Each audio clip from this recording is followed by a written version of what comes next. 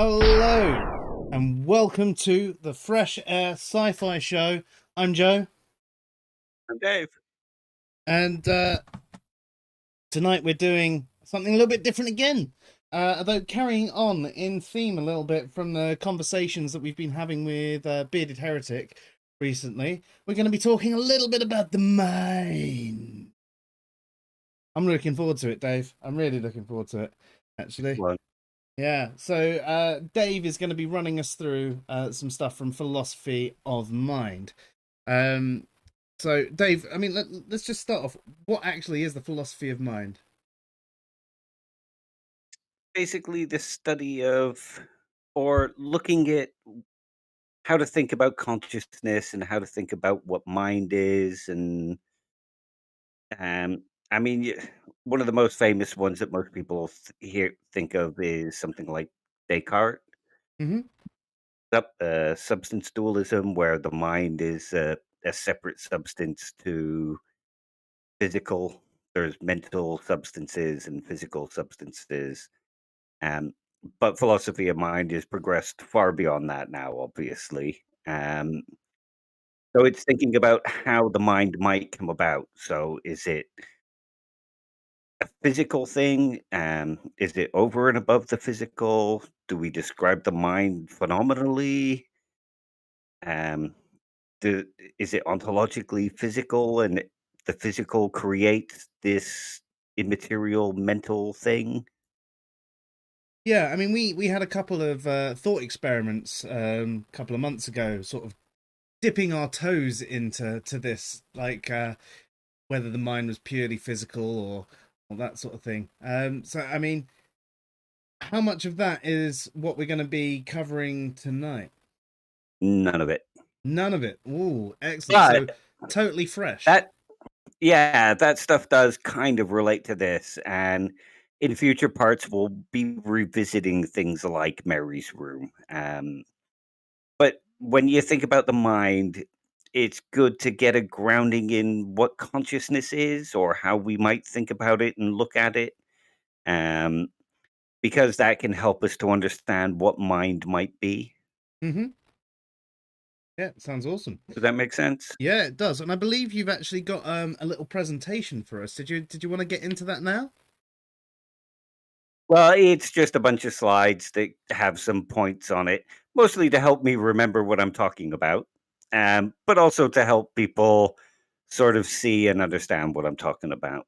It's not very pretty. It doesn't look as good as your slideshows, but it'll do.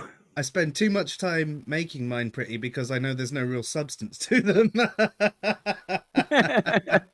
no It's real like substance to mine either. it's It's me. herology.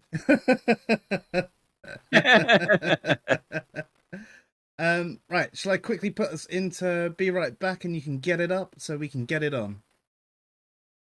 Who were?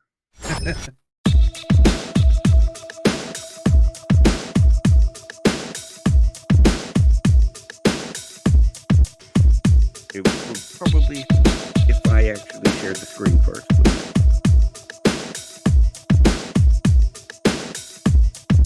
I'm sorry, I'm not altogether there.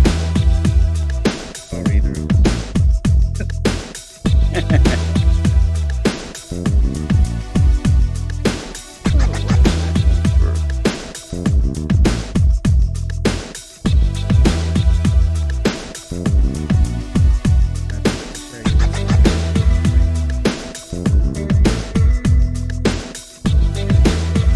Hang on, I'm gonna try.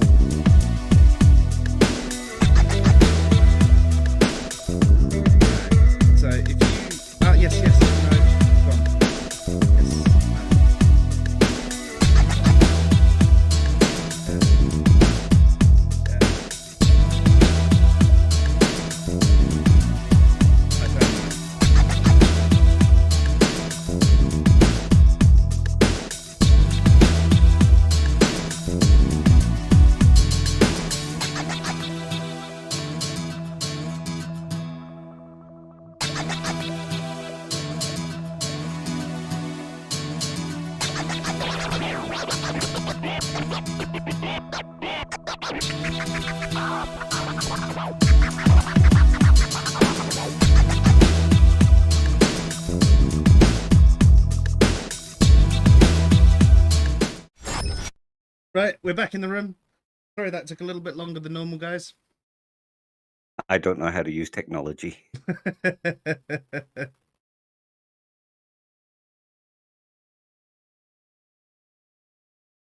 Sorry, just saying hello in the chat.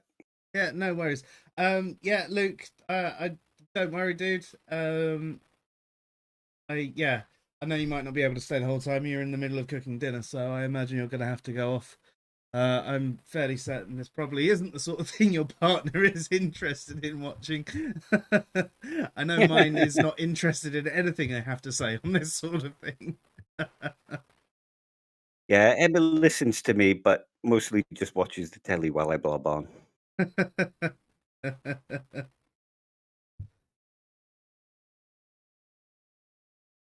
So, as I mentioned earlier, we're going to be covering off philosophy of mind. This is going to be part one of what's probably going to be at least a three-parter, isn't it, Dave? That's what I'm thinking, yeah. Yeah, I mean, sometimes these things go on a lot longer as well. You know, there are times when we thought we were going to do one stream and we ended up doing three or four on the thing. So if this is planned for three streams, It'll expect probably six. be, yeah, expect 6 months worth of stuff. Well, I thought it would just be one stream until I started putting it together and I realized, oh shit, there's a lot to say just about consciousness itself. Yeah. Yeah, definitely. It'd be interesting as well, actually, comparing anything like this to the conversations that we've had with Bearded Heretic, and you know the crossover, and if there's any differences. And I know that you're not going to have the whole time to listen to this, Luke, but if you can give feedback and like say bits that you see differently, or that is written differently or anything like that, again, like we did with the morality, finding the differences between the two, um and how like morality is approached through psychology, really interesting. I expect this almost to be closer though, uh to psychology than say morality is. Yeah, That's my I think it expectation. will. I think neuroscience sort of feeds into how the philosophy sort of evolves and grows. Like if you think about Descartes' time, he had no access to how the brain works and how it generates consciousness. So he had to Make it devise it up. solely through deductive reasoning. Yeah, sort of. But he had to devise it totally through experience Yeah. rather than actual data. Whereas now you have people like Daniel Dennett and Patricia Churchland who use neuroscience and sort of contribute to neuroscience and use results from neuroscience to further develop ideas. Yeah, that makes a lot of sense. Although, oh dear, Dave, we just lost you. Please let that be our technical glitch of the day. No, he's gone. Oh dear. Um, so I know you mentioned. Are you back? You're not back. He's still not Conscious. back. Oh, there he is. I'm hoping that that's Oh, going to be hello. our fuck up of the day. You just disappeared there. You said, you know, you've got Daniel Dennett who and sort of just Oh, disappeared. okay. I'm sorry. Yeah, we have people like Daniel Dennett and Patricia Churchland who use the findings of neuroscience to further develop philosophy of mind. Um, and even people like David Chalmers use neuroscience to build on philosophy of mind. And they too contribute to it in their own particular way, and that helps develop and evolve the philosophy of mind. Interestingly, though, Daniel Dennett is a. I mean, this is going slightly off topic. A compatibilist, isn't he? He is. But he uses neuroscience. Yet, Sam Harris doesn't. Is a determinist, and he also uses neuroscience as well. Yeah. Because he's actually a neuroscientist, isn't he? As far as I'm aware, yeah. So Um, So no, Sorry. my question there is obviously they're both using the same tool but coming up with a different conclusion. Now, I find a lot of Sam Harris's thoughts kind of flawed or contradictory with other thoughts that he has. And also, I do have a bias because I lean towards the same sort of position Dennett does. So it's hard for me to be completely objective in this, but um, as they're both using the same tool but getting different conclusions, I mean, what would that really be? Um, Probably looking at the data slightly differently, and also Daniel Dennett comes at it from an approach to do with desserts, things we deserve, whether we deserve to be punished for wrong actions and for behaving immorally or committing a crime. Is it just to punish a person if they had no choice in the matter? Mm, So his is more of it's a balancing the idea of his moral thoughts with his thoughts on how we behave. right. Yeah, yeah, that makes sense. Um, the other thing is, Sam's just wrong. Yeah. Well, he uses sort of outdated findings, and I'm sure Luke would agree. I mean, Sam Harris uses sort of like the LeBay experiments and discusses how nothing in our conscious mind is comes from there. All of our thoughts and our desires exist 500 milliseconds before we become aware of them. Um, and he uses just simple thoughts and simple desires to prove that. But as Luke said in when we had the discussion with him, that doesn't account for more complex decision making and more complex processing. Yeah, and like we discussed, there is the conscious thought process can override the subconscious thoughts as well. Yeah, So even if most simple things are somewhat determined, uh like we did with the experiment of the Stroop effect, you had your instant response, but then you had your mind going, no, that's not what you're supposed to hang say. on. Yeah, Yeah, which showed a conscious override going over it. Um i i also find it quite interesting because Sam argues for an objective morality, but then says the universe is deterministic, like as in hard determinism. And it's like, so what do you mean by morality, Sam?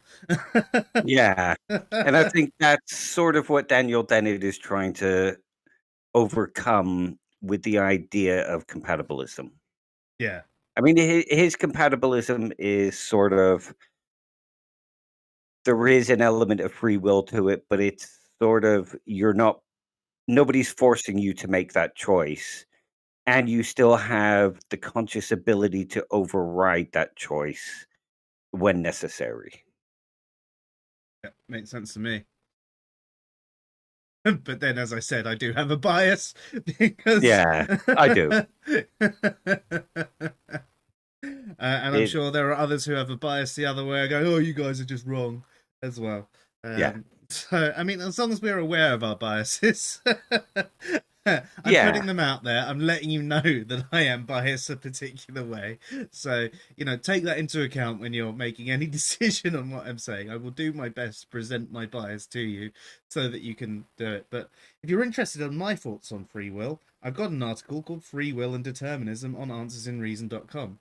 But enough of that. Let's get on with Dave's show. Okay.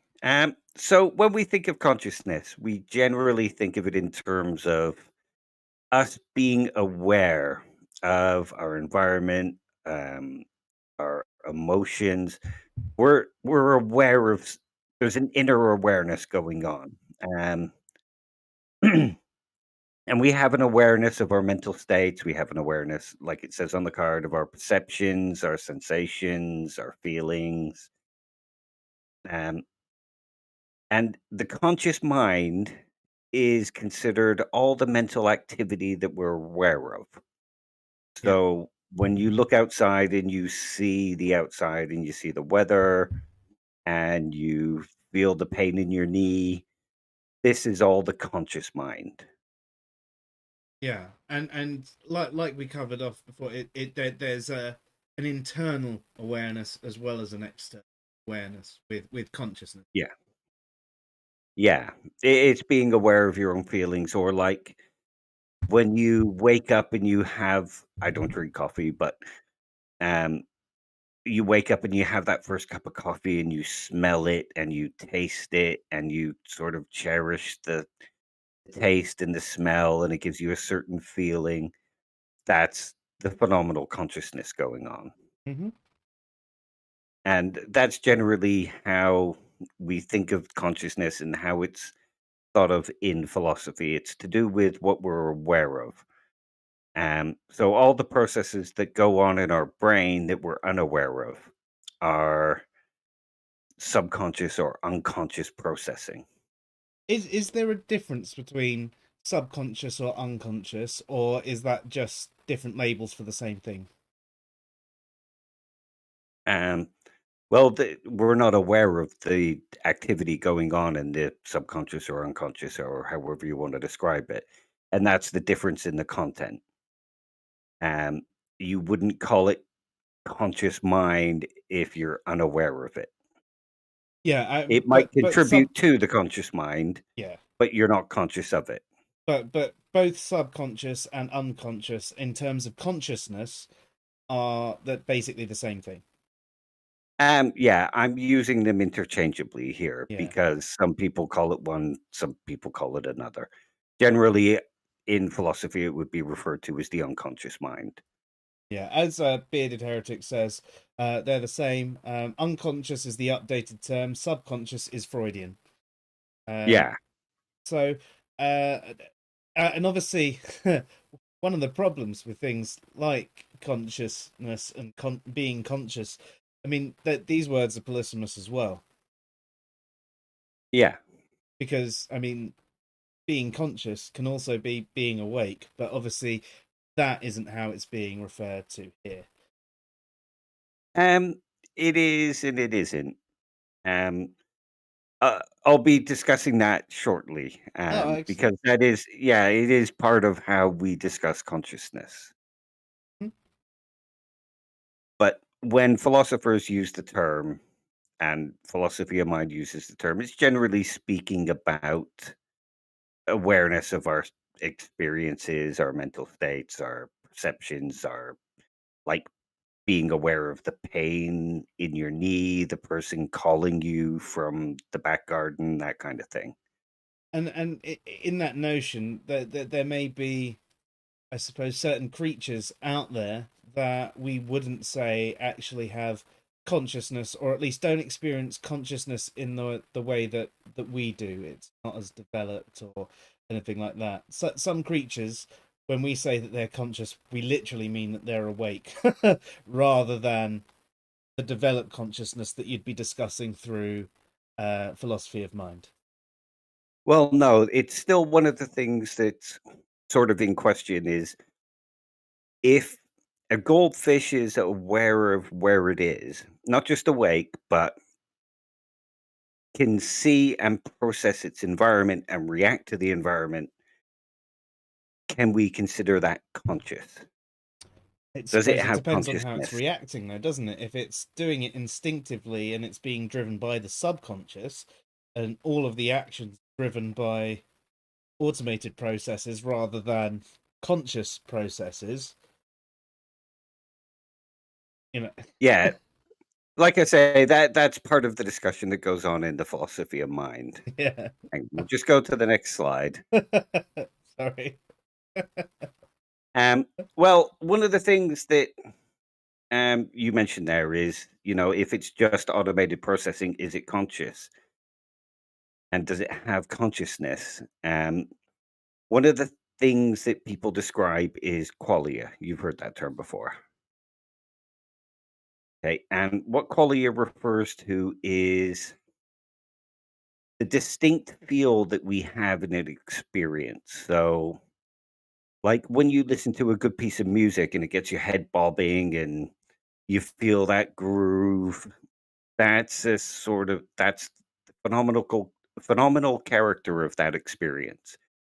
It has a certain emotion to it, and it gives us a certain feeling. There's something that it's like to feel that music and hear that music. Hmm. Um, and some will argue that consciousness is that. It is being aware of that and having those feelings and those kind of awarenesses. Um, but people like Patricia Churchland and Daniel Dennett deny the existence of qualia. Oh, That it's really? not, yeah. Um, that what it's not some phenomenal property that we're getting. It's memories of what it's like, and it's us responding to the stimuli in a particular way rather than them having a particular feel. All right, interesting. Yeah. That their stance is called eliminativism, in that they get rid of the qualia altogether. There is no phenomenal character. There is no phenomenal properties. When you look at a tree, you're s- you might have a certain response to it, um, but that's only because you might have a memory of sitting under a tree, and nostalgia comes in and it gives you a particular feeling about that tree. But you're not getting that from the tree. You're getting that from all your previous experiences. Okay. So, what about when you experience something for the first time and you get that experience? Like, have you ever Yeah, heard that a piece of music for the first time and all your hairs have stood on end and you've just found it absolutely beautiful and you just can't help but be lifted away by the chord sequence and the lyrics and whatever? yeah, I agree. I think qualia exists. But you could argue that the reason you're getting it from a new piece of music is because it reminds you of another piece of music and you like that piece of music, and that influences your response to the new piece of music. Yeah, I mean, that's an obvious objection, but I don't think it's a good one. I don't. Like I say, I think quality exists. I think there is something that it is like to experience Hmm. a piece of music, or sit and feel the sun hit you on a summer's day, and it's not just a memory, it's an actual it's a part of that Hmm. experience. Okay, so everybody's good with what qualia are. Most people have heard the term and they sort of understand what it means. Yes. Yeah. Although I think it's Okay. more fun to call it qualia because then you can think about quail. Yeah, and Danquil, because he was quite funny. And I'm older than everybody else, and nobody remembers who he is. Oh, although I don't know, maybe Luke does, and he's really young. Oh, okay. Well, he's going yes, but I don't know if that's in response to me saying qualia or Well, or not. Leon says, "I think I understand qualia." Um, okay. Luke says he doesn't. well, it's all right. Okay. So qualia it basically comes from the Latin term to mean quality. So there is a certain quality to an experience. There is a qualitative feel to it. Um, it's sort of ineffable. We can describe what it's like for us to smell a cup of coffee, and we can use terms like soothing and things like that. But nobody else can have access to the way it feels to us. They have their own particular experience to the smell of coffee, or the sound of Iron Maiden, or the sound of a good Joe mix before. There's no such thing. I think a good one to actually explain it with is color. Um, Yeah. because if That it, that is sorry, go for I it. was gonna say, that is one of the things that people use. There's something that it's like to experience red, um, and we can both sort of describe our experience of what it's like to feel red or feel blue, but that experience is unique to us. Um, Yeah. Nobody else has that experience. Like, when I see a color blue, I might feel soothed or warmed, as well as having the image that comes through to us of the color. And you might find it cold or, isolating. We might even describe it in exactly the same way, but still not be experiencing it the same way. So what I was showing there was obviously this is a red cable, but to Dave, this red cable might actually look more like the green on this can. And then you get someone who's colorblind who just sees these two things as different shades of the same color. And equally, there are people with more cones in their eyes that see a much larger spectrum of color. And even then, we still don't know if the people with more cones in their eyes see things exactly the same as each other. So it's talking about that subjective experience, and as you mentioned, like the way you might feel about the experience and so on and so. Yeah. Yeah. It's just, if you think of it in terms of like quality, it is what it's like to feel that particular experience. Um, okay. So this moves on to sort of what you were saying, where there's different types of consciousness, different types of what it is to be conscious. So we might refer to somebody who's been knocked out by anesthetic as not being conscious. But we might also describe them as a conscious being, because generally when they're not under anesthetic, they are conscious. Yeah. So an unconscious conscious being. Yeah. Um, so it is one of those words that can be used a multitude of ways. Like you say, it's a blasphemous word. And that even within that, there's a lot of different ways to use conscious and consciousness when we're describing either the being or the mental states or the processes going on. And in philosophy, or philosophy of mind, there's two main terms that you can consider. One is called creature consciousness, and that's when we're discussing the agent or the being in and of themselves. So, um, uh, when you're awake, you're conscious. Um, but there's also state consciousness, which is applied to the mental states that you have. So certain mental states can be considered conscious states. So experiencing your sadness can be considered a conscious mental state. Or if you have access to your mental state, and those mental states influence how you think and might guide your experiences or your choices. So there's inner consciousness and consciousness as a being. So in those two categories, there's also several types of categories, because that's the way philosophy goes, really. Yep.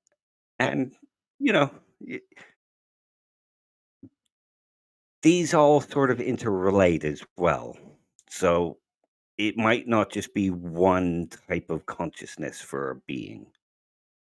So the types of consciousness are sentience, wakefulness, which is what you refer to when you say a being might be asleep and we might not consider them conscious. Self consciousness, what it's likeness, subjective conscious states, and transitive consciousness. Most of those are sort of self explanatory, but I've gone through them and I've listed the different kinds. So, sentience, most of us have some idea of what sentience is. It's being awake and being aware of your environment, being able to respond to it. And that's what I mean when I refer to, say, the goldfish responding. There's a certain level of sentience to that goldfish. So can we consider them conscious simply by virtue of being sentient? I suppose that's it's more external awareness than internal awareness. That sort of you're going for there. Yeah.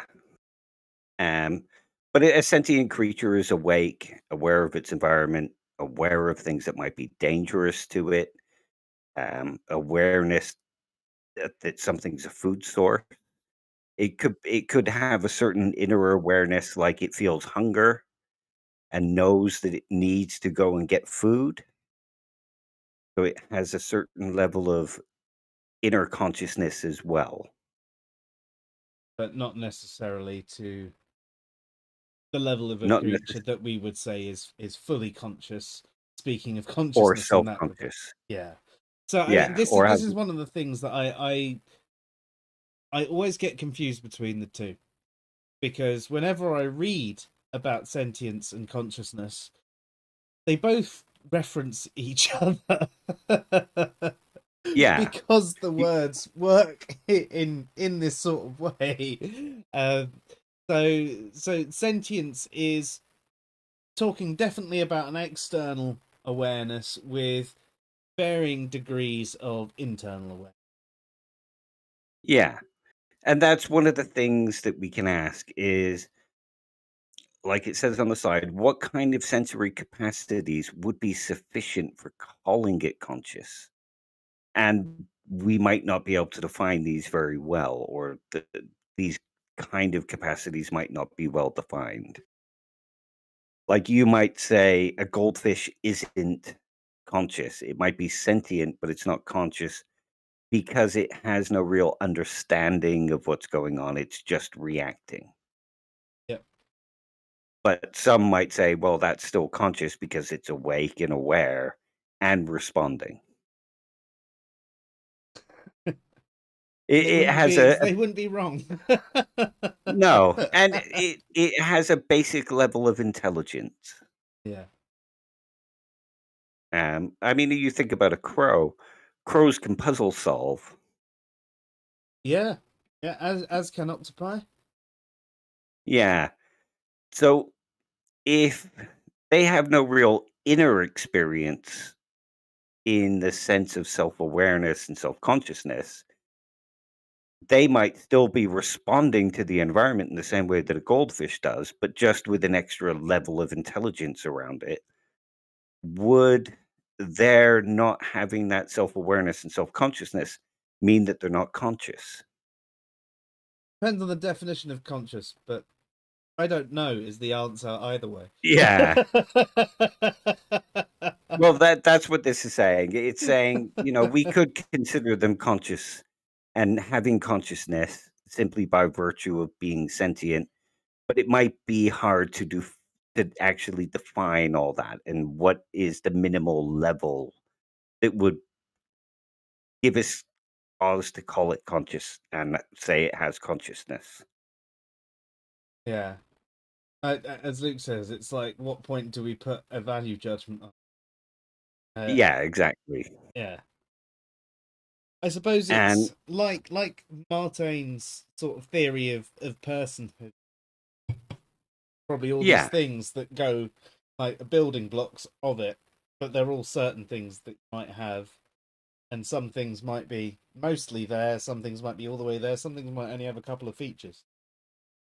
yeah. And at what point is the minimal level of features that allow us to call something conscious or say it has consciousness? Hmm. Like if we took, for example, a computer that was capable of processing its environment, responding to its environment, reacting to it, say protecting itself. Um, like imagine a little Roomba Yeah. thing. The Hoovers. Yep. Yep. They I'm respond to desperate the to have one of them. environment. Yeah, they'd be very handy. But they respond to the environment. They react to it. They process it. But I'm not sure I would call it conscious. No, I wouldn't at all. No. So there's a certain level of inner experience that comes with that reacting to the environment. So if like the crow is actually seeing its environment and processing it and having an experience of it, we could then add we could then say, is it conscious? Yeah, fair. And here's, the obvious one, that wakefulness. And this goes back to what you say, where if something's awake, we generally call it conscious. Yeah, but not And necessarily that it has consciousness, or at least consciousness. depending on that value judgment, like Bearded Heretic says, just because it's awake or just because it's conscious doesn't necessarily mean it fills the parameters for consciousness. Yeah. Look at Um, jellyfish; they don't even have brains, and they're awake. yeah. And that again, it shows that there is a certain amount of processing of the environment that sort of has an inner experience, even if it's not a qualia like experience. We still expect a certain level of intelligence and ability to process a certain type of ability to process this environment before we can consider it conscious or having consciousness. And the reason we would use wakefulness, I guess, is because we might say that the agent is conscious, and that's their general sort of demeanor. They generally have consciousness. It's when we remove it that they become unconscious. But we have that distinction because generally we consider them as being conscious.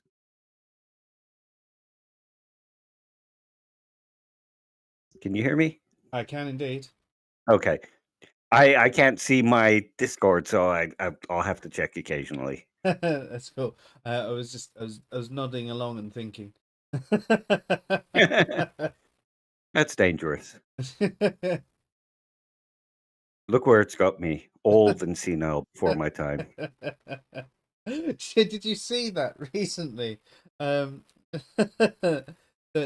using your brain too much can actually reduce your lifespan. No. Well, Yeah. that explains why I feel like I'm 80 and I'm only 50. See, I haven't verified the study. I just saw something go by, and I was just like, oh wow, no wonder philosophers die young. Well, most don't. They live to old age. So does that mean philosophers aren't truly thinking? Or it just means the thing I saw earlier was absolute bullshit. Um, which is Yeah, it probably sounds like, likely because I saw it on the internet. yeah, but we're on the internet.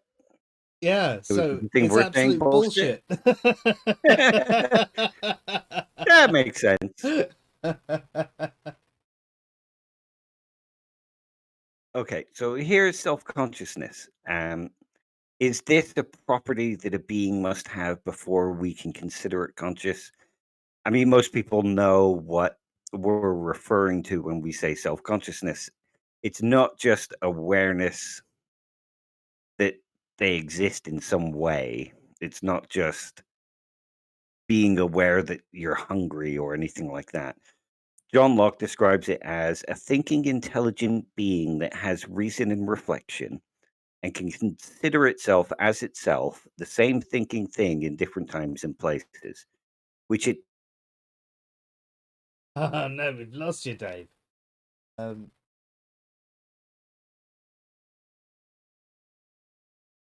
has. and you're back. Oh, I just hello? put I just put some music on whilst you froze there. Ah, sorry. Did you get any of that? You said John Locke describes it a thinking, intelligent being. Oh, Oh, and we've lost you again. being that has reason and reflection. I don't know what's going Am I on. back? Yeah, you're back. Oh, hey Hello? Jess, how you doing? Glad you can join us. We're currently doing philosophy of mind, but just had a couple of connection issues. Surprise, surprise.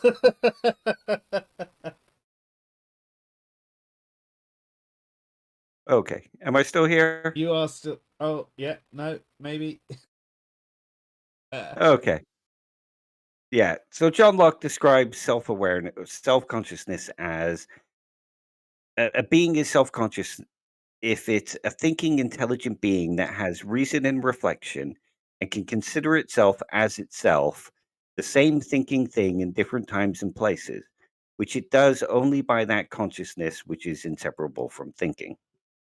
yeah, So if you can imagine yourself in danger or on a beach soaking up the sun, or you can imagine what it might be like to be old and or think about yourself in a future time, you have a certain sense of self-consciousness. yeah, and I think I'd agree that something needs this self-conscious. I was saying, like, self-awareness, and these thoughts and reflection on things. I think that is something that for me to regard something as fully conscious, I think it needs that. I can understand that maybe something can be described as having a type of or something can be described as being conscious because it's awake. But for me, I think self consciousness is a cornerstone of something to be described as a creature with consciousness needs to have. Okay. I mean, there is a lot of people that would consider that as well. Um, and I sort of agree, but I still lean towards a more simplistic version of consciousness as being awake, being aware of the environment, the ability to process the environment. It's just that there are higher levels of consciousness, like Josh Wink said. That's interesting because I mean, you took a very different view on the on personhood. You wouldn't have differing levels of personhood. You saw that in a very binary way, but you've gone the other way on this one. Yeah. Yeah, yeah. I mean, I don't want to detract from it. I mean, if you want to know a bit more about personhood, there's a podcast episode on our. And tonight's not about personhood; it's about consciousness. So I shall shut up and let Dave carry on. But the self-consciousness is one of the ways that we discuss consciousness in philosophy of mind. Is this a necessary property for something to be considered conscious or having consciousness? And like you said, it is one of the things that you would consider a necessary property. Yeah, for And something to be there is fully no right or conscious wrong. in that way. Yeah. Yeah. Okay. The next one is what it is likeness. And this sort of refers to qualia. And it comes from Thomas Nagel originally, from his paper "What It Is Like to Be a Bat." He aims more to capture consciousness as the idea of subjectivity. So a being is conscious if it has a subjective experience of the world. So if there's something that it's like to be that being, then we can consider it conscious.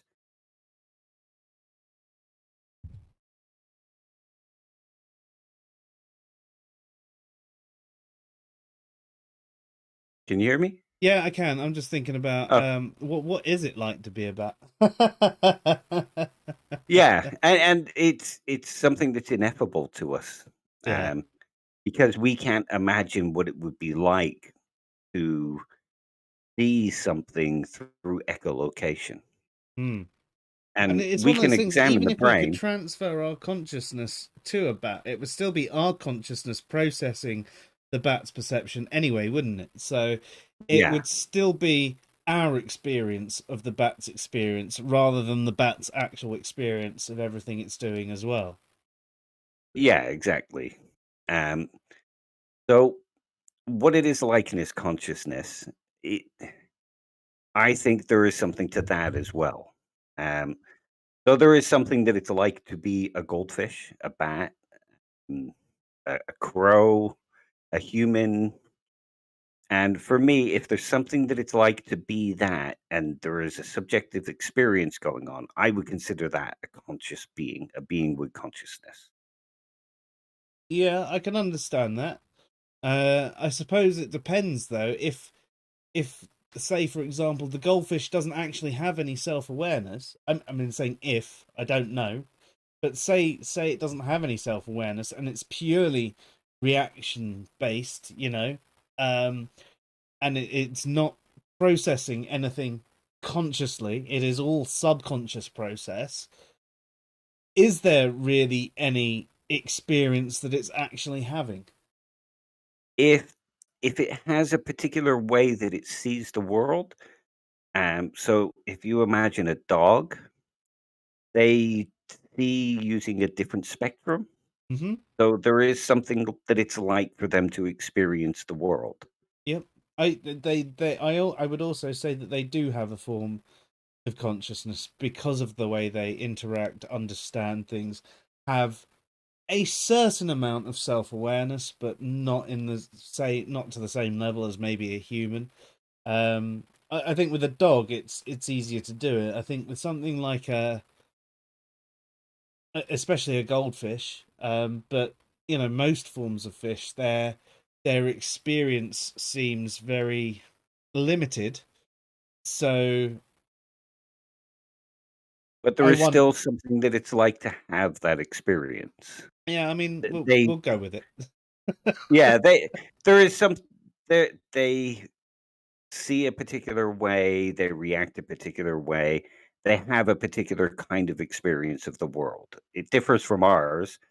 There is a subjective point of view from their experience. Yeah, I mean that's the bit that I'm wondering about is if they actually have that subjective point of view, um, or if it is more.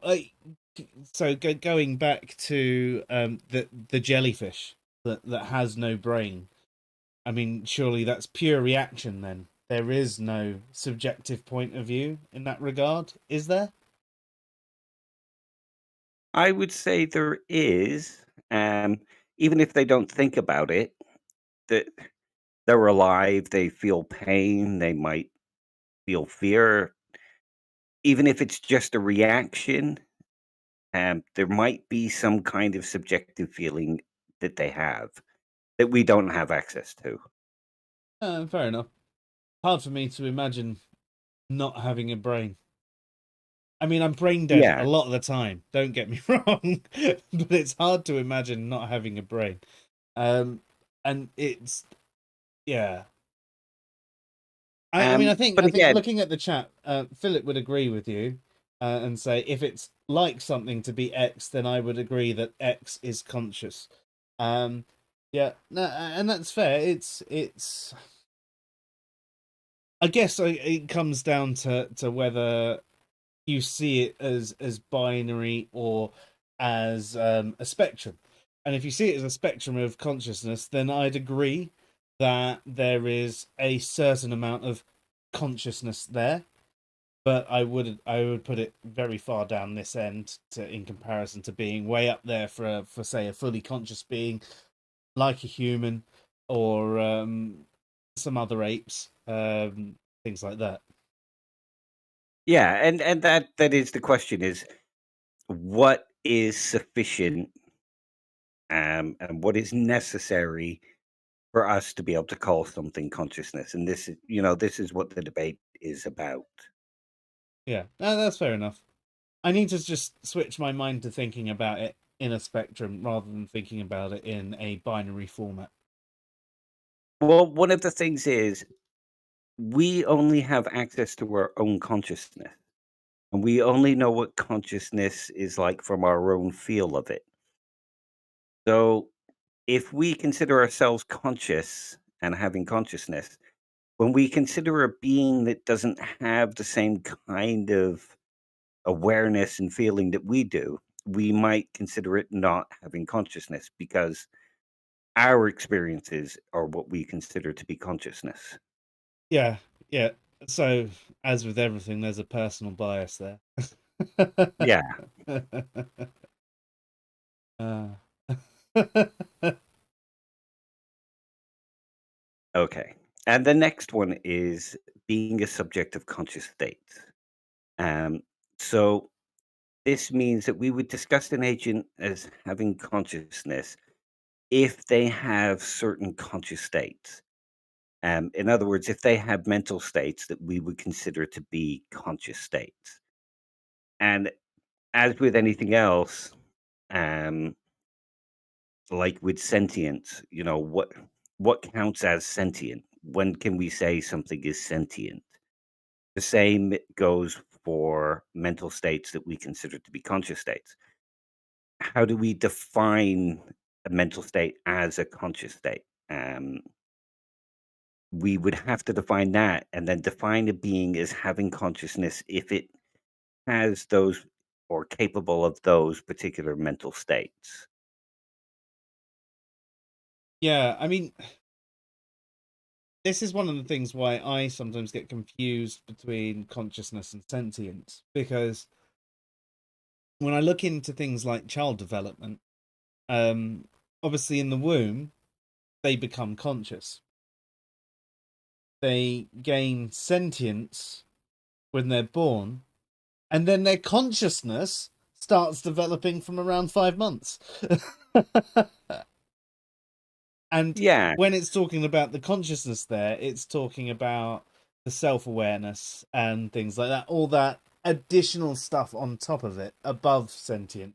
And I think that is one of the things that has always thrown me off with the consciousness versus sentience discussion, because they're conscious, then they're sentient, and then their consciousness starts to form.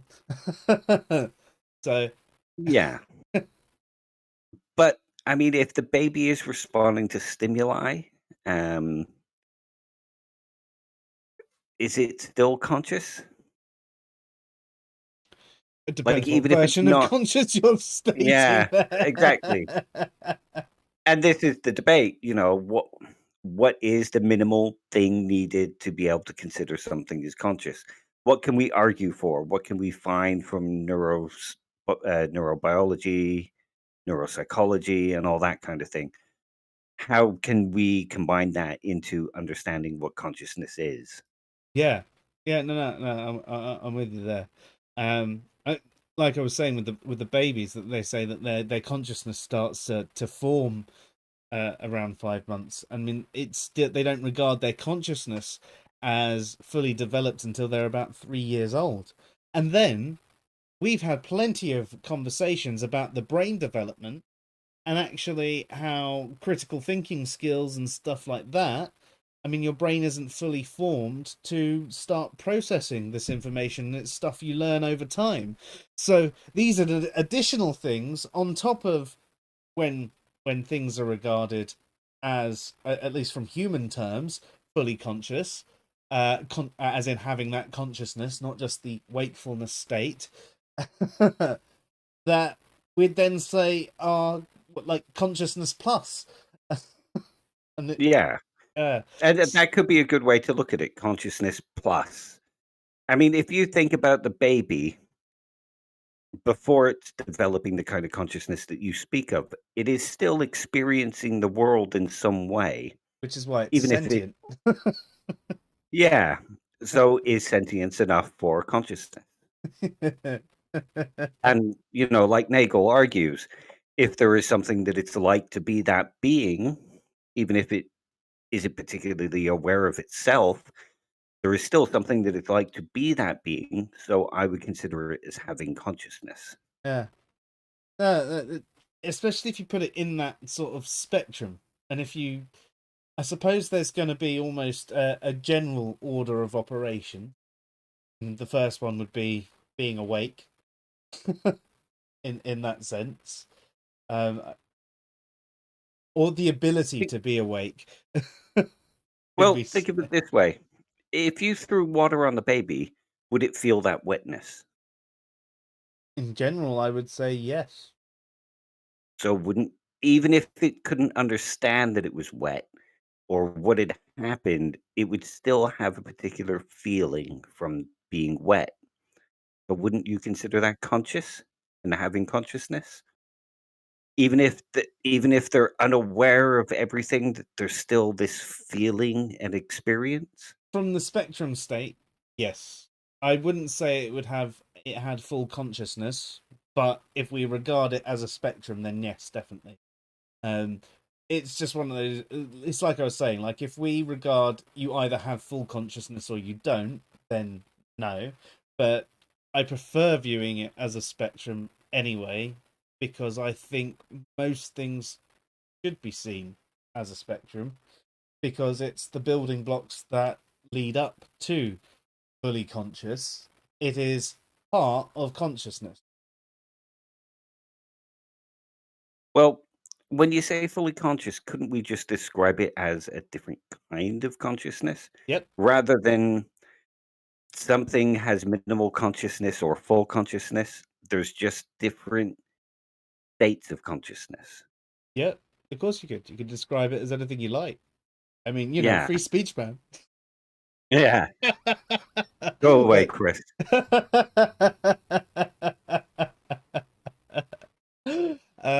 yeah. But yeah, That might be again, quite tenuous. I do apologize to our viewers out there that have no clue what that conversation was about.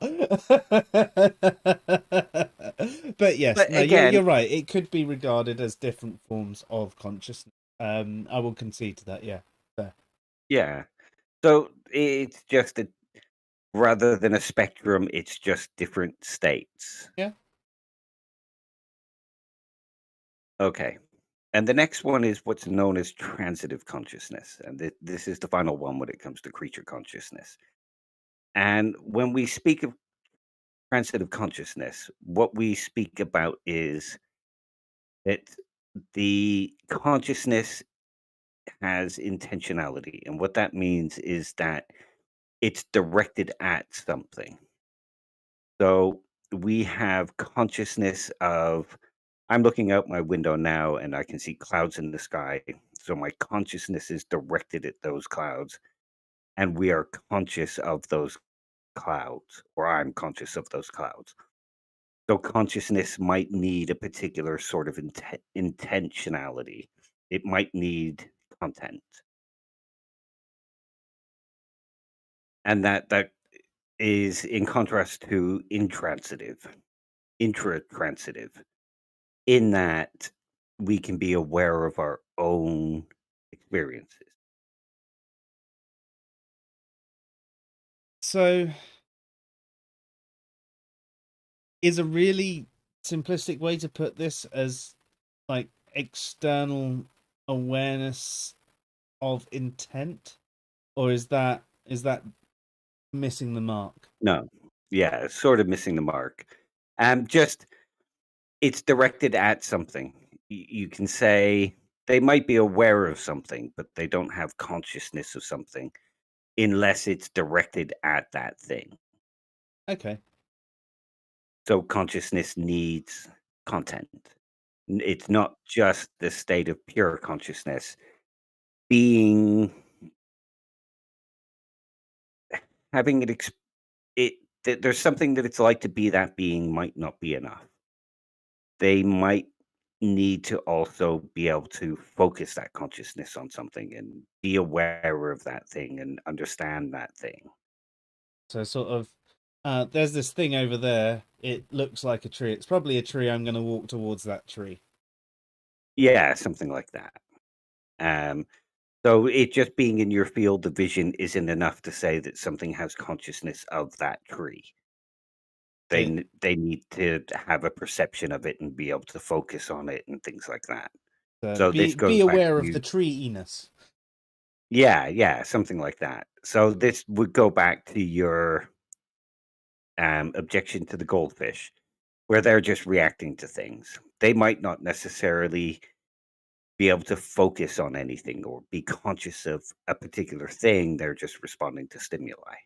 There's a thing. There's a thing. There's a thing. There's a thing. These things probably in my way, so I'll move Yeah, rather than oh well, consciously aware of oh well, if I do this, then I do that. yeah. Okay. Yeah, no, I, that makes more sense. I don't particularly think that consciousness needs content as such. Not in this sense.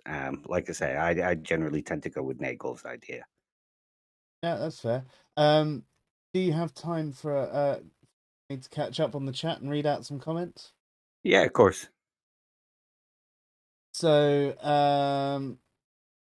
Luke says, if something had no awareness of its sensory input, then would it be like anything to have its experience? So that's in reference to the whole like something from a couple of slides ago. So the qualitative experience of say being the goldfish or whatever. Um, if it has no actual awareness and it's purely reactive, would it have that experience of be like?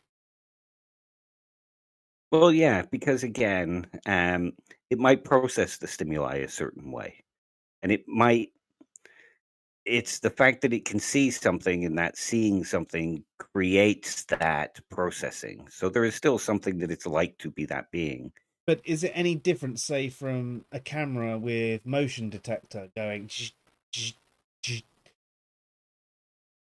Yeah, because there's a certain inner experience going on, even if they're not particularly aware of it, there is still an inner experience going on. Like that, I would imagine a goldfish can feel pain. So there is something that it's like to be that being if it can feel pain or fear or what have you.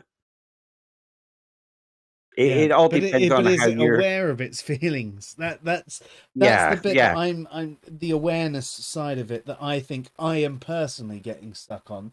You know, if it's is it aware that it's say feeling the pain, or is it reacting to something that its brain says to react to, and there's no actual awareness there? Yeah, I think that's a tricky one. I would go with yes because there is still a certain, even if they're not aware of how they're seeing something, they're still seeing something a particular way. Like, go with the bat example. Imagine the bat ran purely on instinct, but it sees the world a particular way. It uses echolocation.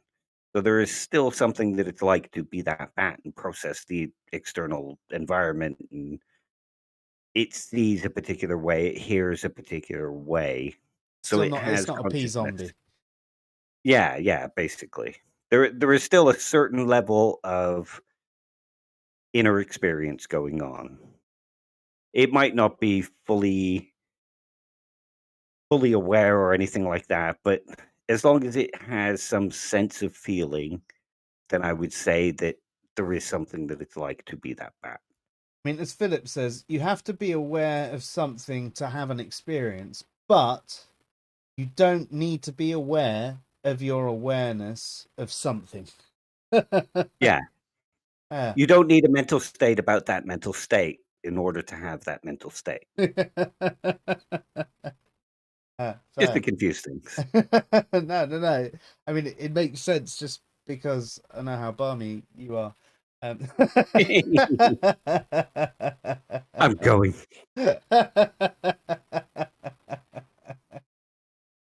um, So, Three Vikings. Hey, how you doing, by the way? Nice to have you here. Says, if something can respond to stimulus, it is aware of it. Can it interpret the stimulus? And that's different. So that does make a lot of sense in that regard. Like it can respond to the stimulus, so there is a certain awareness of it. Like Philip was saying, they might not be aware of their awareness, but there's still the response there. But whether it can interpret it, and that's going on to the goldfish example, like you mentioned there as well, with this transitive consciousness. The goldfish might not have the transitive consciousness that we were speaking of, yet it would still have some form of sentience, which is another form of consciousness or part of consciousness. Yeah. Um, so, Luke, have yourself a good one, dude. I will catch you soon. Um, look forward to having you back as well because we got lots to discuss on the whole consciousness front. Um, so trying to catch up on everything. I do apologize. Luke also said, "Does it have to be aware of it? Plants respond to stimulus, but they are aware they're responding to stimulus." So Philip responds saying, "I don't think that they are aware that they are responding to stimulus. And I think you're right there, but it's more an interesting question of if it's like something to be a plant, if if you're aware of stimulus. So I think what they're talking about there is plants can sort of sense when they're being eaten and slowly retract away from it. And there are certain plants that sort of open with the sunlight and close as it goes away. So they are responding to stimulus as well. So they don't necessarily have awareness of their awareness, but from what we've just said, they are responding to stimulus, which would, by what we've said, mean that there is a certain awareness going on. Yeah, I don't think we'd regard most plants, or any maybe, of being conscious, would we? No, but is there something that it's like to see like a plant, or hear like a plant, or feel like a plant? Well, they don't have eyes, as far as we're aware. um, I think the only sense that they have is that feeling because they do respond to being eaten. So there is a form of feeling there. It's not how we would understand feeling, but the fact that they can respond to stimuli, the fact that they can respond to this, surely it means that they have it there. I'm not sure about that. No? I mean, is it just a natural reflexive response, or is it a feeling that they have that drives that response? I mean, what's the difference between them and a a biological creature, a non-plant based creature? you know, um, the jellyfish. Going back to them, they don't have the brain. Like, what's the difference between a plant and a jellyfish in that regard? I must have misunderstood one of your previous statements then. Because I wouldn't say that there's something that it's like to be a jellyfish. I must have misheard one of your Oh, things. okay, okay, no, that's fair. So you wouldn't regard a jellyfish as having consciousness. No, no. Okay, fair. I mean, that could have been my misunderstanding as well. I thought that you said that they would have that sort of experiential thing going on. Um, No, sorry. I thought I must have misheard you and thought you said goldfish because we were talking about the goldfish. okay, okay. So that clears something up. So, um, there isn't. A jellyfish you wouldn't regard as having consciousness. It has no brain. It reacts to stimuli in the same way that a plant reacts to stimuli, but it doesn't actually have any form of awareness in the way that we'd regard something with a brain to have that sort of awareness, even if Yeah, they're I not wouldn't aware say. of their awareness. Yeah, I wouldn't say a jellyfish has sentience. Okay, cool. The jellyfish doesn't even have sentience. Would you say that a jellyfish has any form of consciousness from the ones that you've described tonight? No, because I think a brain is necessary for consciousness. Yeah, I mean, I'd agree with that. I just wanted to clarify that. Um, so that makes some of my confusion earlier on makes sense a hell of a lot more now. Yeah, sorry, my mistake. My mistake.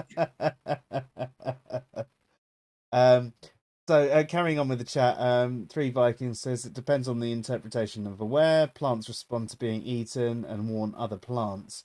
But he wouldn't say plants are aware any more than phytoplankton or a goldfish. So he uses the goldfish in that example. So he would say that the level of awareness between a goldfish and a plant is the same. I suppose your difference there, though, Dave, is the fish has a brain, and the fish has more sensory interpretation in the terms of sight and smell and taste and things like that, even though it may be very rudimentary. Yeah, Yeah, fair. So it's still a different qualia, or qualia, as yeah, I like to say. yeah. The goldfish is experiencing the world. It sees the world. It hears. Well, I don't know if goldfish can hear, but it might feel vibrations and be aware of those vibrations, and those vibrations cause a reaction. So Um, it and it has an experience of the world, whereas the plant literally is just reacting. yeah, Yeah, it's not experiencing, it's pure reaction. yeah. That is If an you could interesting consider, distinction. yeah, think of something like a goldfish as having pure consciousness. It's existing. It has a subjective viewpoint of the world in that it can see it and it can process it, what it's seeing. It might not have content, it might not have the kind of awareness you might expect, but there is still something that it is like to see like a goldfish. But you Hmm. can't say the same for a plant. Yeah. The chat actually goes on discussing this quite a fair bit. So I'm going to skip this because I think that you have addressed everything that's been said in the chat past here. Um, uh, Philip brings up panpsychism, and that's there's a little bit of consciousness in everything, isn't it? It's that consciousness is a fundamental particle of the universe, sort of. It's a fundamental feature of the universe. So it's not necessarily in every atom; it's just part of the universe in itself. Yeah. Okay. Or you could even argue, even if you argued that it's in every atom, there is a certain level of consciousness that is in each atom as a fundamental thing. That doesn't necessarily mean that everything is conscious.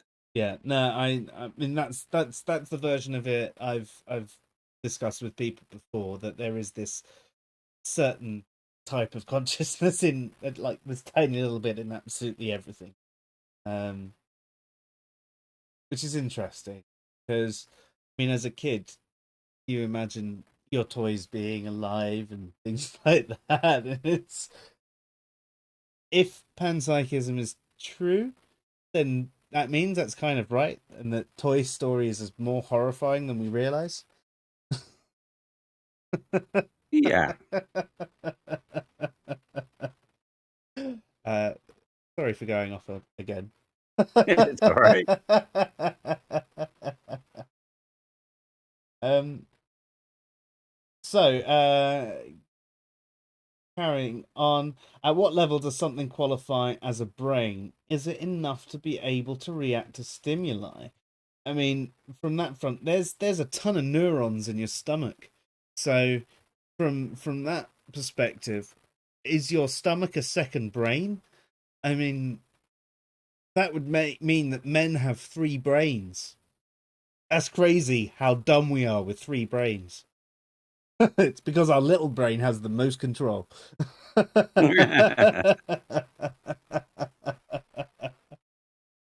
um, Free Viking says he's not sure. In biology, it's a larger mass of neurons than elsewhere in the organism. So, I mean, does that mean that something can only have one brain by that? Because that's not true in biology. Because there are some things that have, aren't there? Or am I thinking hearts? I think I might be thinking multiple hearts rather than multiple brains in that. But I'm sure there's organisms somewhere that have more than one brain. Um, but yeah. Siamese twins? Sorry? Siamese twins? Yeah, yeah. Are Siamese twins two organisms or one? Well, they're connected. Yeah, I don't think you're supposed to say Siamese anymore, are you? It's conjoined. I don't know. Conjoined I twins, then. Yeah, I mean, I get confused with these because there's certain things that I've learned growing up. For example, Chinese whispers, but you're not supposed to call it that anymore either. But no one's told me what you're supposed to call it instead. All I know is that in America they call it the telephone game, but they don't call that over here. So how can I communicate what they'd call it over here and have people understand? But yeah. Yeah. Philip says we should have Emerson Green on because he's a panpsychist. Ooh. I like Emerson actually. He seems like a good guy. Yeah, he's really cool. He did a great video on defining atheism and agnosticism and the four quadrant graph recently, and it was really good. Did he point out how it's all wrong? Sort of, yeah, I'm sure he did it in a really nice way as well. yeah. I doubt he's as much He's of a a really cunt nice as me. guy.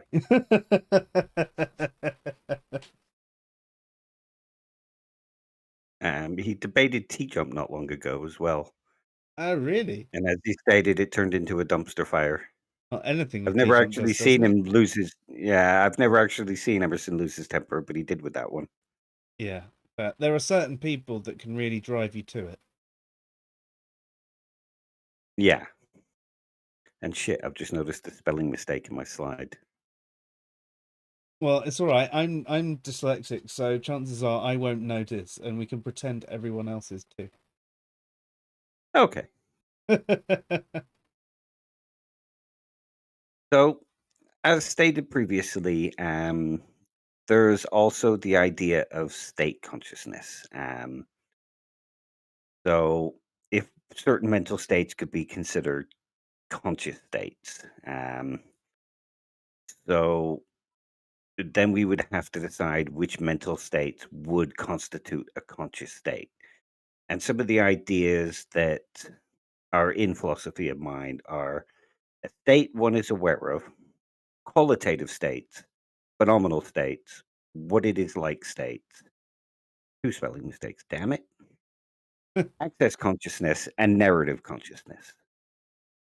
So those are the kind of mental states that are mostly thought of as conscious states. And of course, there's still debate between what counts as one and what is sufficient to be counted as those things.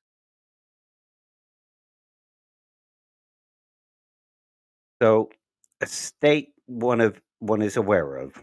This defines a conscious state simply as mental state that the agent is aware of being in.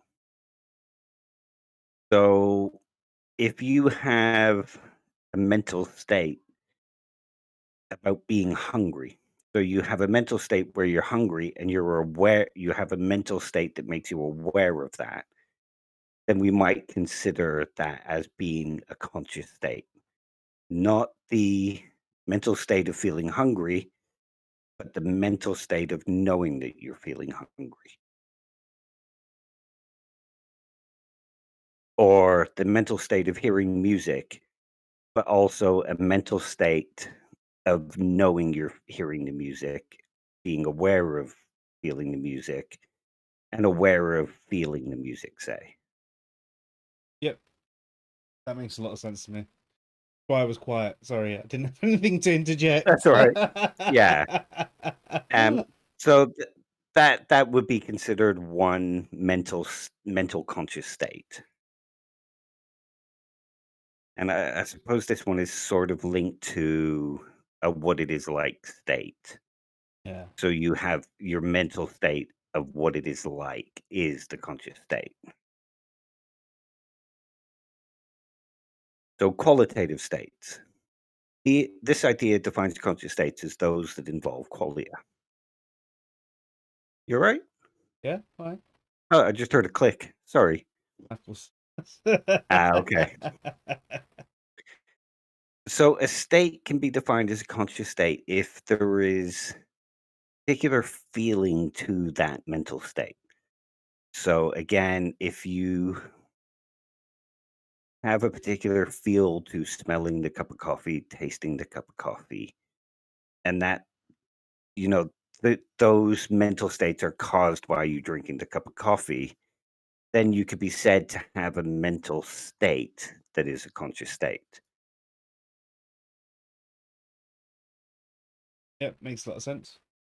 Yeah. And it's sort of similar to the one before, but adds on that distinction that you're not just aware of it, there's a certain feel to it.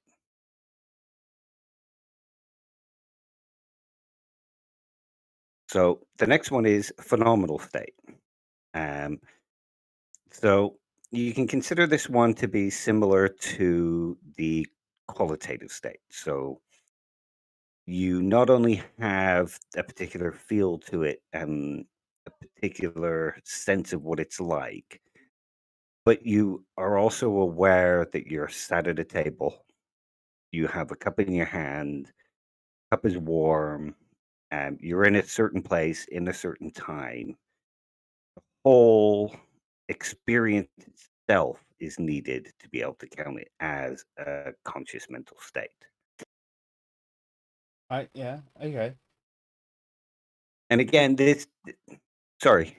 I was going to say that sort of goes against what you said before, really, doesn't it? Yeah. But again, I don't necessarily subscribe to this.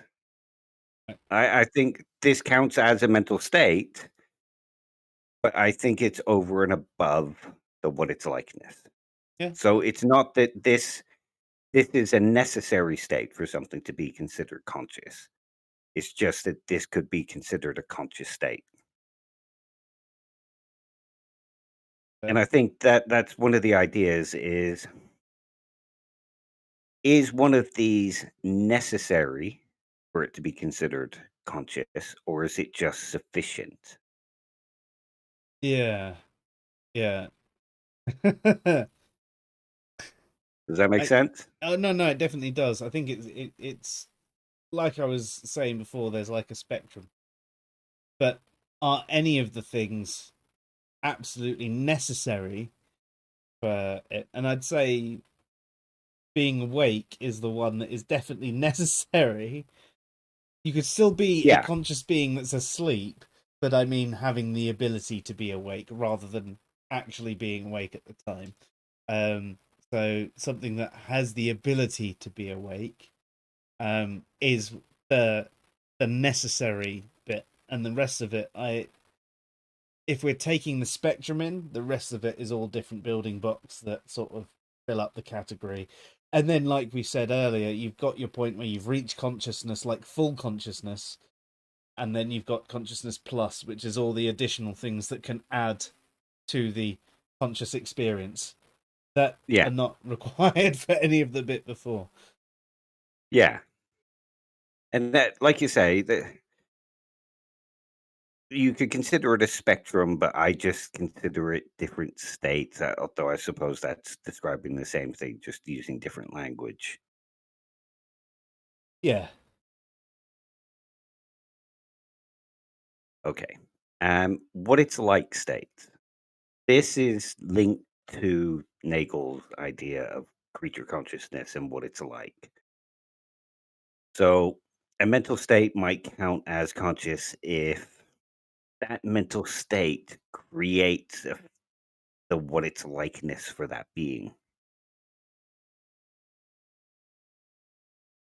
So, if the mental state creates a sort of first person view of the environment that it's in, then that mental state could be considered a conscious state. What if it produces a third person view? See a doctor. Because you're probably suffering from some kind of disassociation.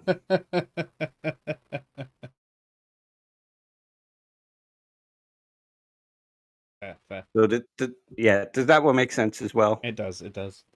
No questions on that one from the chat at the moment either, so I think it's making sense to Okay, everyone. I hope so. I'm not like I said before, the philosophy of mind is probably my weakest subject. So, A good one for us all to brush up on and contest. yeah. Um, I'm I'll probably be a bit better once I've brushed up properly again. This is mostly going on memory and quick skims of the material. Uh, Okay. So access consciousness, and this again is a mental state form of consciousness.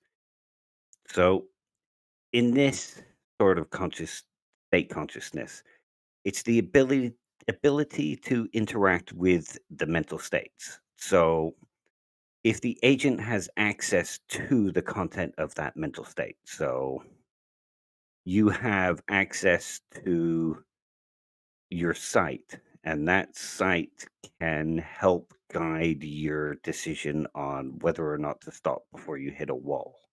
Right. There doesn't necessarily need to be a certain feel to it. You just have to be able to access it. Yep. Or say, access a memory that helps you make a decision about who you vote for. Fair. Um, I suppose you could sort of count feeling your heartbeat because that's access to a mental state that gives you access to a physical state. Yeah, I think it's easier to just put it in the more simplistic terms, like you started with, like your sight. Oh, look, there's a wall in front of me. I should walk around it. Yeah, or say you hear a loud bang, Yeah. you have access to that sound and you can process it and understand what it is. There's It's some screaming basically, downstairs, and you decide to go down and invest. or put your earphones in.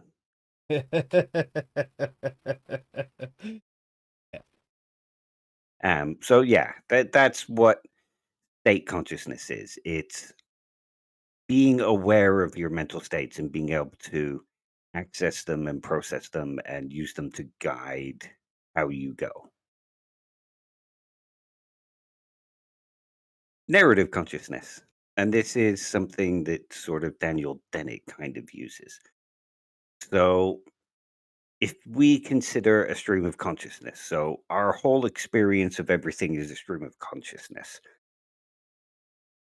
We have stimuli coming in, we see the world, we hear the world, um, and it gives an ongoing sort of story of our experience or a narrative of our experience. And the mental state, so our if we access our perception, that would be considered a sort of a mental state because we have access to that stream of consciousness. And that mental state could be considered a conscious state. Yep. Yeah? Yep. Okay, and we're pretty much at the end. So it was quicker than I thought it would be. Like that So, all the time. yeah, that's what my missus says every night.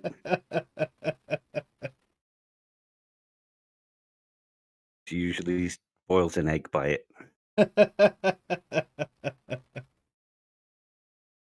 Okay, so when we think about consciousness, a lot of these ideas might appear to be exclusive. Like, you might think, I have to adopt one of these at the exclusion of all the others. But that's not necessarily the case, as we've discussed. There are different ways of thinking about consciousness and sufficient conditions and necessary conditions, and some of them kind of work together. So, like Nagel's ideas kind of work together, and the stream of consciousness could sort of, in the state consciousness, could also be considered to be part of the what it's likeness that Nagel describes. Right, yeah.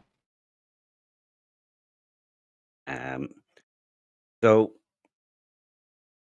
you don't necessarily have to adopt one. You could go with your idea that there is a spectrum of consciousness ranging from being awake to having awareness, self awareness like a human does. All these things kind of work together. Yeah. Yeah, yeah. I mean, maybe my view on it is a bit too simplistic. Um, but I think if we, like we do with personhood, we use ourselves as a baseline. And I think if we do that with consciousness, we use ourselves as a baseline. And I understand what you're saying. Like, there's different types of consciousness that fit in, but those different types of consciousness could all fit in. And I think we'd say that a human has all those types of consciousness. So that's why we've got, from being awake up until this point where we've got everything. And there are other creatures that say only have a couple of them, so they do there. Now they may have these two, or they may have these two, whichever it is. It's sort of filled in. Although I think that you would generally find a certain order of operations that the spectrum would fill up with creatures and their maximum capacity of consciousness anyway, Yeah. at least in general. And yeah, I agree. And like I say, it's about when thinking about it, it's more about deciding what you think is necessary and what you think is sufficient. Hmm. Um, I mean, there's a lot more to this, and I could go into more detail, but I mean, it's taken an hour and a half just to get through the definitions and stuff. So once we're clear about the definitions, you could go into more detail about what each definition includes and some of the ideas that certain philosophers put about the ideas. Yeah, I think with something like this, though, you almost need to lay the groundwork and let everyone, myself included, digest it. Yeah, I think, like, just going through this, I understand a lot more. There's certain things that I already knew, but weren't as clear in my head, and there are other bits that were like, "Oh, okay then. Oh, yes. Oh, yeah. Okay, yeah, yeah. I pretend I know about that one." yeah. I pretend I know about all these, but I don't actually know anything. I actually failed and I just used my BA to forge a master's. Hence why it said distinction on it. There's no way I could have ever got a distinction. Yeah, that's interesting. Though I wonder, does I mean, as Manny says, hi Manny, by the way. He says this Hey, topic Manny. is difficult. Yes. It is. It is. Yeah, It's complicated. And one of the things that kind of restricts us is that we only have access to our own consciousness and we think about it in terms of our own experience of consciousness. yeah. And we do have some science that can help back up certain bits, but as you say, it still doesn't give us that qualitative experience. Yeah. um, And again, it's about figuring out at what point do we consider something as having consciousness.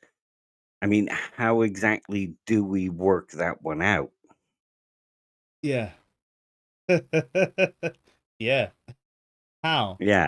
If you know, How? please write in. I mean, like I say, we only have our own experience of what consciousness is like. And if we consider ourselves as the baseline, are we setting that bar too high? Because, there is still something that it's like to be a baby that has no content to its experiences. It just has the experiences. Yeah, I mean, do we not count them as having consciousness? I mean, they're aware, they have an experience, they have emotions, they see the world a certain way. I yeah. would consider that consciousness. But as you know, when we're talking about consciousness and people talk about babies' consciousness, they will talk about that starting to form around 5 months old and developing Yeah, until they're about 3. But they will also say that they become conscious in the womb. So they go through the state of where they're conscious, then they have sentience, and then they start forming their consciousness. And yeah. But- So the demarcations of all these can be quite difficult to actually figure out. hmm, yeah. And I think being awake is one of those things that is definitely necessary, but we could say it probably isn't the only thing that is necessary, because we can say that having a brain is also something else that is necessary, because in that regard jellyfish are awake but they don't have a brain. So Yeah, there are two things that I would say are necessary then: being awake and having a brain. And from there, there's the rest of the spectrum, or states, however you want to put it in your head. I find yeah, spectrums easy for me to work out. Don't know why. yeah.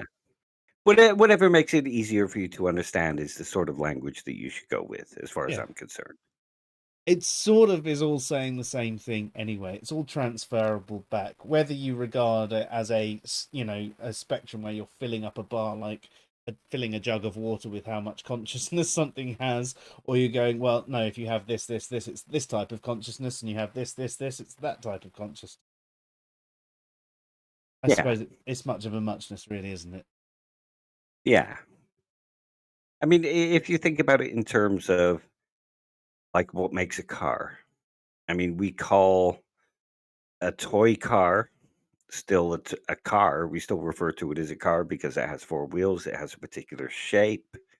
Um, but generally, we would also think a car has an engine. So it's what properties go to into what defining it as certain types of consciousness. Yeah. And equally, if we had a tiny model that was a full car, absolutely everything. So you've got your Ford Fiesta, but it's just this big. It's fully operational, has a petrol engine, etc.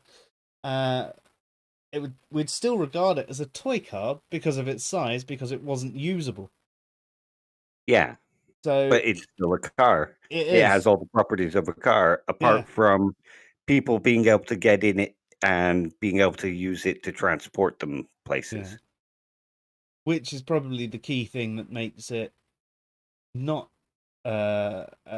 which makes it a toy, obviously. So if people Yeah, can actually transport, then it makes it not a toy.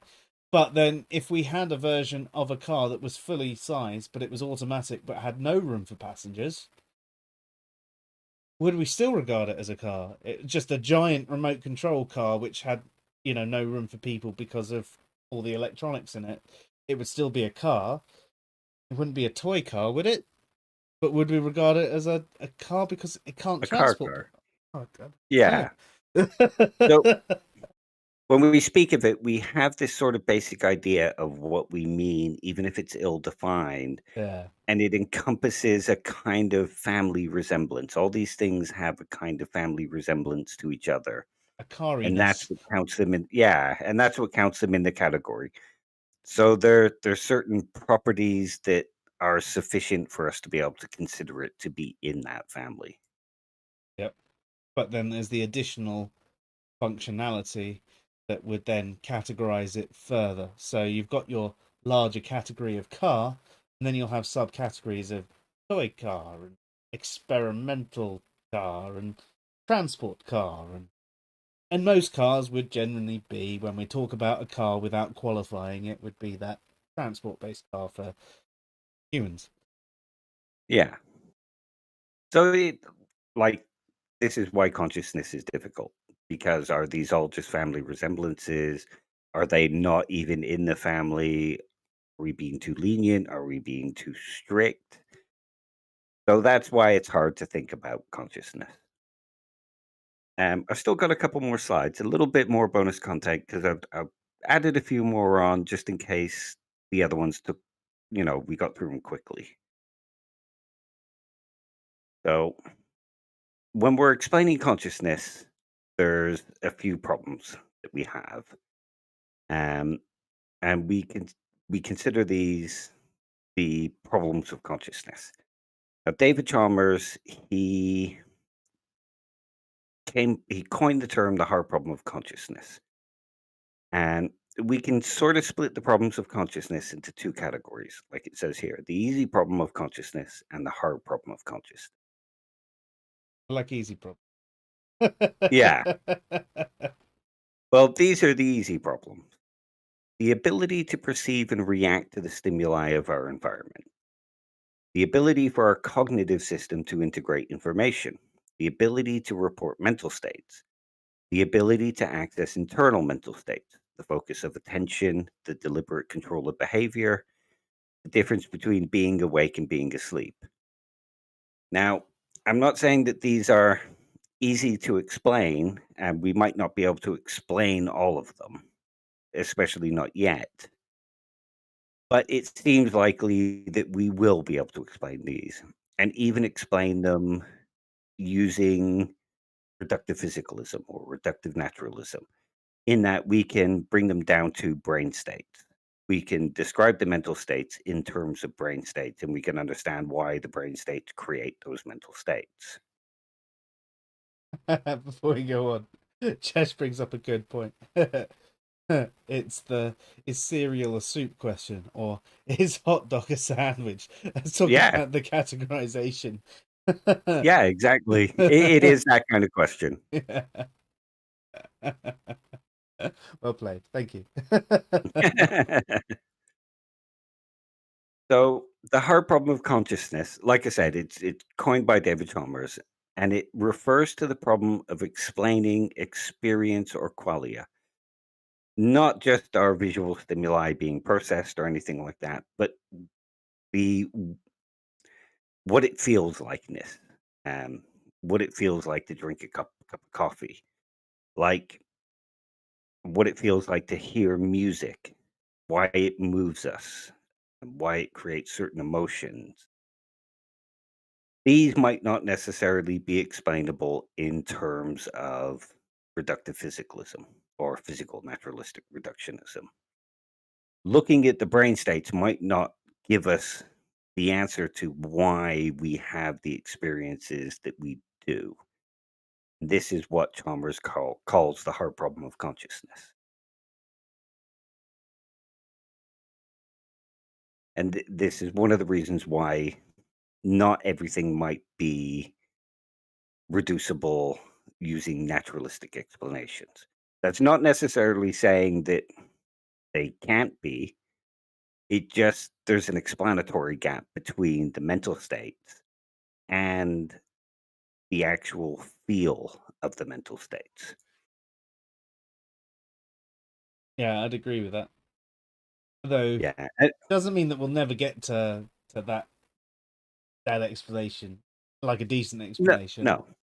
no, no. But that's why it's called the hard problem because this is the difficult question. Now, eliminativists argue that this isn't a problem at all. Um, these experiences as or qualia are just illusions. We There's no sort of phenomenal properties that create these experiences. They're they come from memories or there are other things that can explain why these things feel the way they do rather than just the experience. But I'll cover these in a future episode. I can't wait. I already And want to get I'll on the go next one. deeper into the hard problem of consciousness as well. Yeah, can't wait. Really can't wait. And I think that's the last slide. Yep, that's it. Excellent. No, that was And great. that went quicker than I thought. No, it was really good. If it went quicker than you thought, I'll happily interrupt you more next time. I was trying Well, to be on I good was behavior. no, you were. But I was expecting more questions and stuff like that. So, but yeah, that's it for now. So in the future, I'll like discuss brain state mental state relationship and look at what brain states are, mental states are, the different multiple realizability, functionalism, physicalism, property dualism, eliminativism, illusionism, and all those kind of things. Yeah, awesome. I can't wait. I can't wait. Feel that, fears aside, I think I learned something. Well, as long as somebody learned something somewhere, I'll be quite happy. I definitely did. So you're already winning there, and hopefully, uh, you guys out there learned something too. Um, as Manny says, Dave is saving the solution to all of this for the next episode, not just the next episode, the one after next. Wait, solution? Okay, I'm quitting air now. Yeah, there's no solutions in air. I mean, come on. No. They've all been heated up to a state where they're all. Anyway. Uh... Okay. Should I stop sharing the screen? You can do. I'll quickly switch to this one. Ready?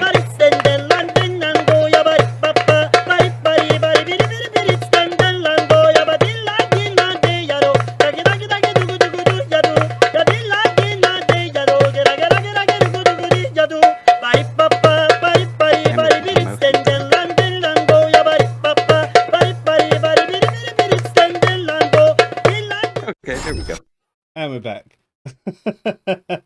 it it wasn't letting me cancel the stream from my end.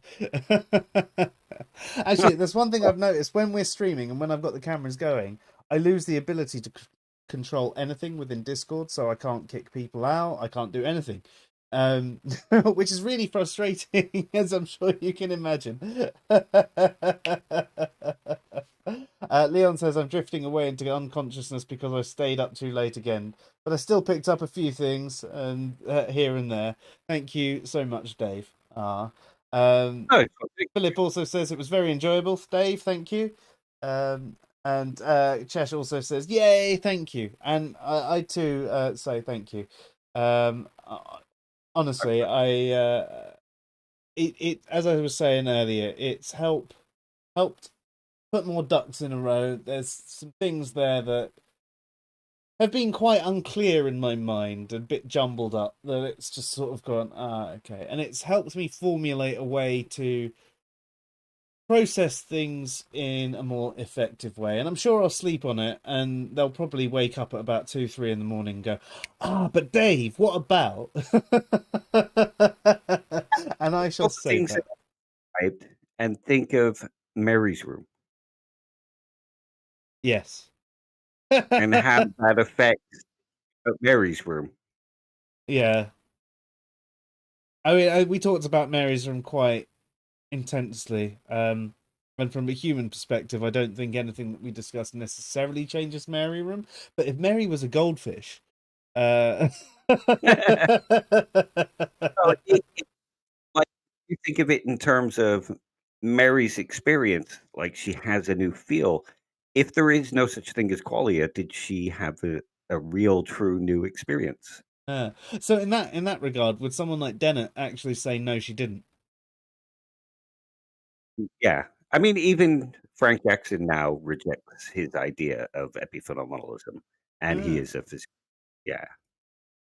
very interesting. If I remember correctly. Yeah, I don't know. I mean, maybe it's just conditioning, but I still see mental states as being something slightly above brain states. Um, Yeah. I don't see them as exactly identical. yeah, I see them as cause. yeah, exactly. Um, I think like Bearded Heretic gave the good example of like your computer, what you're seeing on screen. None of that is physically there. It's all produced by all the electrons, but it's not physically there. And it's the same with the thoughts in your mind. Yes, okay, there might be the causational electrical stuff going on in your brain, but the actual picture you see in your brain is not physically there. Um, so on and so forth. Yeah. And I mean, one of the things I'll discuss as well is John Searle's Chinese room. I think we've discussed this one in the past, where you have a room where there's a person who has all the Chinese characters, and she uses that to translate stuff into English. She doesn't actually know what the Chinese says. She just, translates it using some formula, then hands it back to you. Would you say that that would be the equivalent of a conscious state or processing? Well, that's a complicated one because there's a lot of accent that goes into Chinese as well. But then I don't know how Oh, the this is character. writing. Sorry. It's just speaking of written Okay. language. No, then it's a process. A computer could do it. Yeah. So is consciousness purely functional? Uh, Like ask me I say, after. we'll get into it in the future. Ask me after the next stream. Yeah. Yeah, into it when I discuss functionalism. Yeah. Good. So speaking of next streams, obviously Thursday is come round to our end of month free for all. So if you missed the last one, it was quite fun. But it's going to be hopefully not quite as mental as last time, because I was fucked by the end of it. That was like an 8 hour stream, or 7.5 hours. Um, and yeah, it was a good laugh. But the end of month free for all, AMA. So ask me anything. Dave and I will be here, and obviously everyone who is a regular in our Discord can join as well. So all of our regulars have been given SciPhi guest status, and they will be allowed to join on the day. And basically there is no real direction. It's basically just having a laugh. So that will be Thursday around 8 p.m. GMT. That's 3 p.m. Eastern. Hopefully it won't go on quite as long as last time. I think if it does, my wife might divorce me. No, she won't really. She'll just make me pay for it for the rest of my life. That'd be a dream. No, Chess, you're definitely invited. Any of you are invited. All of you are invited. It's just to have a gentle chat, but we'll probably end it by about midnight, unless no one tells me it gets to midnight. I also don't have all the bottles of bourbon there, so there's a very good chance that I'll end up without any drink and just go to bed. You still have 2 days to purchase some. Sorry. You still have 2 days to purchase some. Yeah, but you need money for that day. What if you have a 5-finger discount? There's nowhere around here where you can get away with that, unfortunately. No, I don't think anywhere would like this. I mean, I've got half a bottle of bourbon, so I mean that's basically how long the stream will last. On on Thursday, it'll last half a bottle of bourbon. But yeah, so if anyone's up for that, that'd be brilliant. And then we'll also see whether we should do this just once a month, or maybe do it every couple of months, because I don't want it to become a thing that people just are bored of. So we'll see how it goes, and see how people feel about that sort of stream. I like the idea of something like less formal. A lot of our streams that we do, we put a bit of planning into, and it's nice to have something that's a bit like, yeah, we don't know what we're gonna do, we don't know what we're gonna discuss. So there is that attractive quality to it, but it's also a little bit worrying, because you're like, what if no one asks anything? Oh shit, I've got to try and make up some questions beforehand just in case. Obviously there'll be some music beforehand. Sorry, Dave, what was that? I'll ask some philosophical ones for you to answer. Oh, don't do that. Otherwise, I'll give you some science ones.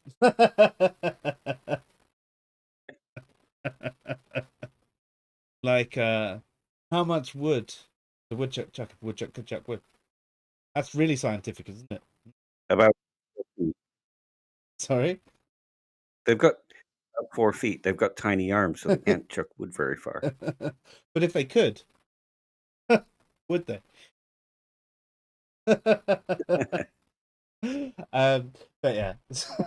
So being a silly twat aside, hopefully Thursday will be a good one, and then we'll see what happens next week. It depends on if Dave's had a chance over the weekend to prepare the next philosophy of mind. If not, we'll make something up on the day. I'll get one done. Awesome. We've also got a couple of articles that have come out. I don't know if any of you have had a chance to check them out, but I've covered off the etymology of atheism, and also whether non-theists are essentially the same as atheists. And I think you might enjoy that one. It's not particularly in depth. It's just comparing what we mean by a non-theist to an atheist and the behaviors that a non-theist might demonstrate, and also certain theists might demonstrate as well. So with certain theists and certain non-theists, are they all essentially behaving as atheists would, and therefore aren't they all essentially atheists? There's obviously a conclusion to that, which you can read on answersinreason.com. Anyway, hopefully I will see all of you on Thursday for the end of month free for all AMA. And you've been watching the Fresh Air Sci-Fi show. We've been discussing Philosophy of Mind Part 1. And I am Joe. Dave.